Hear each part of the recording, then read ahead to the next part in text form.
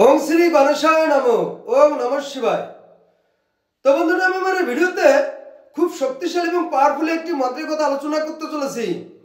আমরা আমাদের মানব জীবনে সাংসারিক সুখ, পত্নী সুখ এবং সন্তান সুখ পাওয়ার জন্য আমি আমার এই ভিডিওতে খুব শক্তিশালী এবং পাওয়ারফুল একটি মন্ত্রের কথা আলোচনা করতে চলেছি।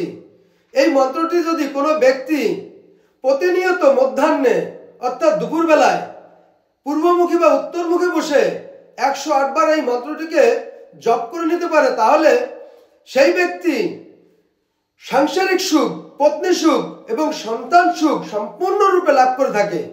তো বন্ধুরা, সেই মন্ত্রটি হলো ওং হিলিং শ্রীং গ্লৌং গহ গৌরিং গিং সাহা।